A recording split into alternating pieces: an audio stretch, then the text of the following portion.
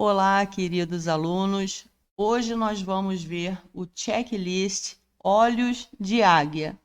Eu preparei esse checklist para você que está iniciando no mundo da formatação e até da revisão de textos, para te ajudar a tomar consciência de tudo que você não pode deixar de conferir antes de entregar o trabalho finalizado para o seu cliente. Essa verificação você pode fazer em Word. Olha aqui o documento, já está finalizado, mas essa conferência eu gosto de fazer, na verdade, gerando um PDF desse documento, porque quando eu mudo para PDF, e aí você vai fazer como você preferir, eu sinto que eu percebo melhor certos erros que eu possa ter deixado passar ao longo da formatação. Então, está aqui o PDF, vou dar um zoom e vamos ver o checklist. Primeiro item a ser conferido. Será que realmente eu verifiquei a versão correta do Word? Já está a ponto de eu entregar o trabalho, mas se por acaso, e às vezes acontece, eu tiver me esquecido de converter para a versão correta, ainda dá tempo de eu verificar a versão do Word. Item número 2, vou ampliar. Número 2, abreviaturas e siglas. Será que todas as abreviaturas e siglas citadas no texto estão realmente na lista de abreviaturas e siglas? Será que todas elas estão seguindo a norma? Qual é a norma? Relembrando, a primeira vez vai aparecer por extenso e entre parênteses a sigla. Da segunda ocorrência em diante vai aparecer somente a sigla. As siglas estrangeiras estão em itálico por extenso?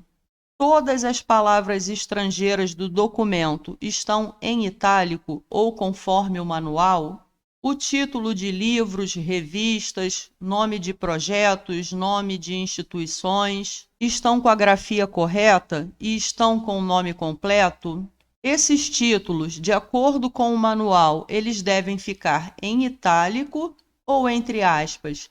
Todos estão seguindo o padrão? Número 5 do checklist. As citações. Todas elas estão lá na lista de referências? Essa parte nós vamos ver melhor nas próximas 2 aulas, em que vamos tratar das citações e das referências. Mas, de início, você já pode saber que todas as citações do texto devem constar na lista de referências. Número 6, citações diretas. Todas as citações diretas estão entre aspas e estão indicando o número de páginas? Também vamos ver melhor na aula de citações. Veja também se essas citações diretas, que estão entre aspas, se na verdade elas não estão com mais de 3 linhas, porque se estiverem com mais de 3 linhas, deverão ganhar formatação de citação longa. Esse é um erro que de vez em quando vai aparecer para você, de uma citação longa estar dentro do parágrafo, quando na verdade deveria estar destacada como citação longa. Está até aqui o lembrete de qual é a formatação padrão de uma citação longa. Número 7, vamos conferir as citações indiretas, também chamadas de paráfrase.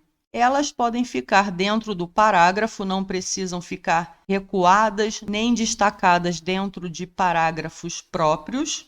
Ficam sem aspas e sem indicação de página. Item número 8 do checklist, pontuação e destaques. Será que eu retirei de todos os títulos aqueles pontinhos para manuais que pedem para retirar esses pontos? Retirei traços, substituí toda a pontuação de acordo com o manual? Retirei as aspas de palavras estrangeiras em itálico? Por quê? Ou você vai usar itálico ou você vai usar aspas, nunca as duas formas de destaque.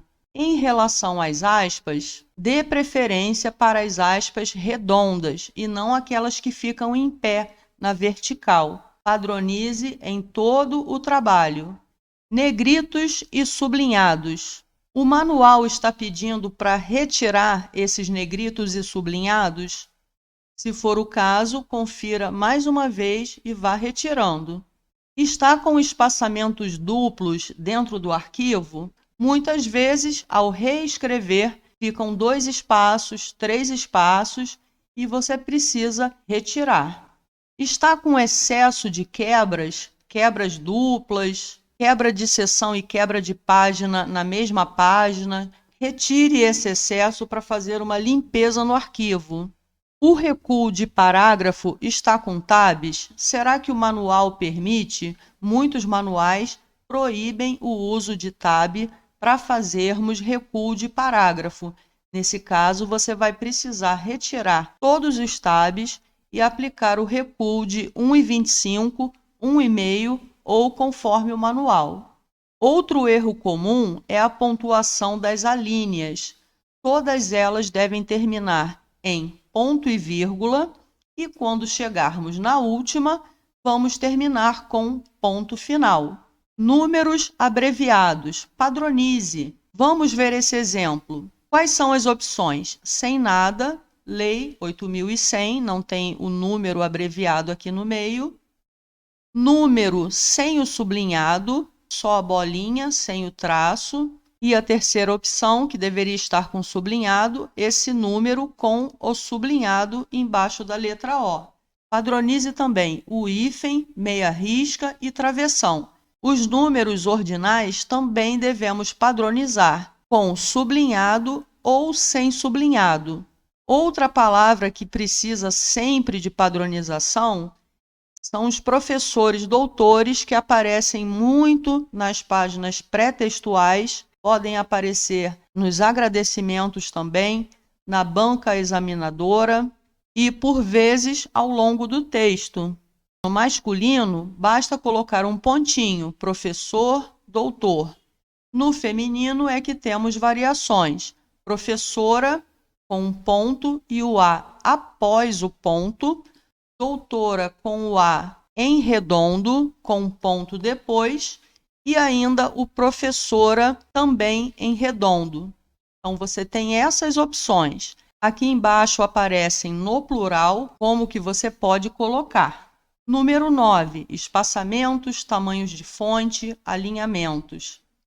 Confira antes e depois dos títulos e subtítulos. Eu mantive os espaçamentos pedidos pelo manual, 1 ou 2 espaços antes e depois.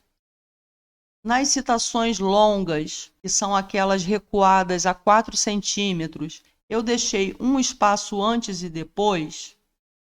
A mesma coisa com as ilustrações, as referências da lista de referências, e veja também o tamanho do título de cada ilustração, se está de acordo com o manual, geralmente tamanho 12 ou tamanho 10, e se a fonte das ilustrações está no padrão, que geralmente é fonte tamanho 10. Confira também todas as notas de rodapé, se estão com espaçamento simples ou 1,5, de acordo com o manual, se estão alinhadas à esquerda ou justificadas, e se estão no tamanho correto, geralmente tamanho 10. Item número 10, sequência numérica. Todos os capítulos e subcapítulos estão seguindo uma sequência, ou você pulou de capítulo 1 para capítulo 3? A mesma coisa com as ilustrações. Os apêndices também costumam vir com erro. Aproveite para conferir também se o apêndice é apêndice e se o anexo é realmente um anexo. Qual é a diferença? O apêndice é aquele documento elaborado pelo próprio autor. Os anexos já são documentos elaborados por terceiros. Confira também a sequência numérica das páginas, principalmente se houver muitas quebras de seção, você deve conferir se a numeração está seguindo a sequência. Item número 11, repetições. Esse primeiro item é mais para quem vai fazer também a revisão de português no trabalho. Você precisa ver se tem frases repetidas e algumas vezes até capítulos inteiros repetidos. Nesse caso, vai ser preciso deixar um comentário para o cliente dizer o que deve ser feito, qual manter, em que local. Não retire por conta própria antes de perguntar. Ilustrações também podem vir repetidas, assim como qualquer outro elemento. Item número 12. Tipos corretos. Fazendo uma leitura atenta, será que cada capítulo realmente é um capítulo? Será que não seria um subcapítulo? Esse erro é muito comum em relação aos quadros e tabelas e outros tipos de ilustração. Por exemplo, o cliente chamou aquela ilustração de quadro, mas na verdade é uma tabela. Vamos para o item 13, margens das ilustrações. Será que alguma ilustração está passando das margens laterais? E por último, as dúvidas que você tiver, deixe comentários para o cliente. Então, esse é um checklist que eu preparei para você verificar o trabalho antes de entregar, minimizando os erros. Na próxima aula, nós vamos estudar como fazer as citações de acordo com as normas da ABNT.